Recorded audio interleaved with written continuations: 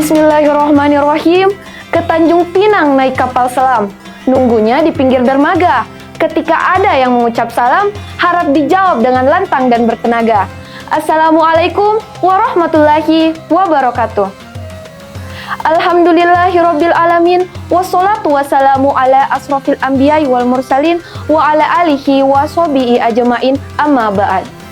Puji dan syukur kita limpahkan atas kehadiran Allah Subhanahu wa Ta'ala yang telah melimpahkan berkat dan rahmatnya sehingga kita dapat berkumpul di tempat ini. Salawat serta salam kita junjungkan kepada baginda Rasulullah SAW yang telah membawa kita dari alam kegelapan menuju alam yang terang benderang.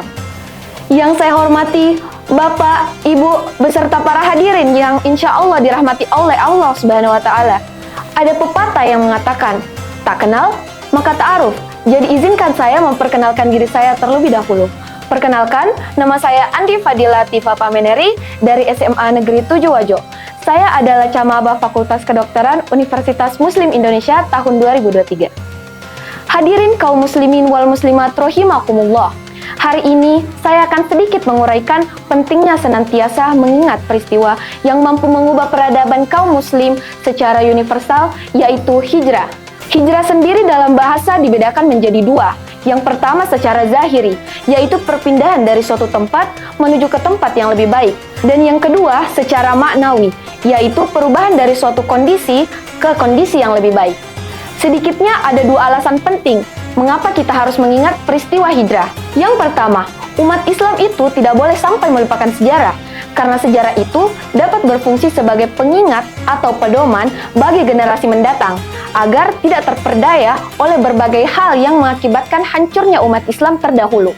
Dalam peristiwa hijrah ini, kita dapat menilai siapa saja pihak-pihak yang mendapatkan jaminan ridho dan kasih sayang dari Allah Subhanahu wa Ta'ala, dan siapa saja golongan-golongan yang mendapatkan murka dari Allah Subhanahu wa Ta'ala.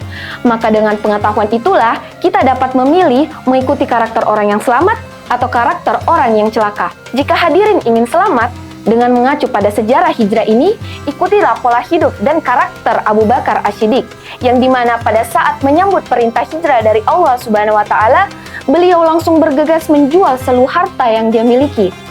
Maka pada saat itu, Rasulullah SAW bertanya pada Abu Bakar, "Mengapa engkau menjual seluruh harta yang kau miliki?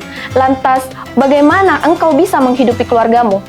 Abu Bakar yang ketika itu ditanya oleh Rasulullah SAW menjawab dengan penuh keyakinan, "Nasibku dan keluargaku kini kuserahkan sepenuhnya kepada Allah dan Rasul-Nya." Yang kedua, bahwa peristiwa hijrah Rasulullah SAW ke Yathrib atau Madinah itu bukan sekadar kebetulan, melainkan sudah lama direncanakan. Ditambah lagi, saat itu masyarakat Madinah sangat antusias menyambut ajaran Islam. Saking antusiasnya warga Madinah, dalam sejarah telah tercatat 2 kali melakukan Baitul Aqobah, yaitu ikrar setia yang dilakukan oleh sekelompok orang Madinah yang isinya menyatakan masuk Islam dan berjanji menjalankan syariat atau ajaran-ajaran Islam secara sempurna. Menjelang Baitul Aqobah yang kedua, sekelompok orang Madinah yang berjumlah 73 orang pergi ke Makkah sambil menunaikan ibadah haji.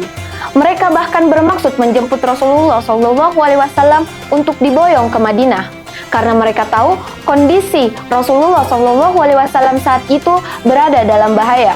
Secara manusiawi, Rasulullah SAW saat itu sudah berhasrat untuk segera meninggalkan Makkah dan pergi ke Madinah. Akan tetapi, hal ini belum bisa dilakukan, karena ia mengingat bahwa belum ada perintah resmi dari Allah Subhanahu wa Ta'ala untuk pergi dari Makkah dan pergi ke Madinah. Dari peristiwa ini, pelajaran yang dapat kita petik adalah bahwa segala tindakan hidup kita di dunia harus selalu berpedoman pada wahyu Allah, yaitu Al-Quran. Hadirin rahimakumullah, jika diartikan secara lebih luas, maka hijrah itu artinya perubahan, perpindahan, atau pergerakan menuju ke hal yang lebih baik dari sebelumnya untuk menggapai ridho Allah dan kasih sayang dari Allah Subhanahu wa Ta'ala. Dan banyak hal yang dapat kita petik dari peristiwa hijrahnya Rasulullah SAW ke Madinah. Demikianlah pidato singkat yang dapat saya sampaikan. Mohon maaf jika ada hal-hal yang kurang berkenan di hati para hadirin sekalian. Jalan-jalan ke Taman Mini. Jangan lupa beli kuaci. Pidato saya sampai di sini. Saya haturkan terima kasih.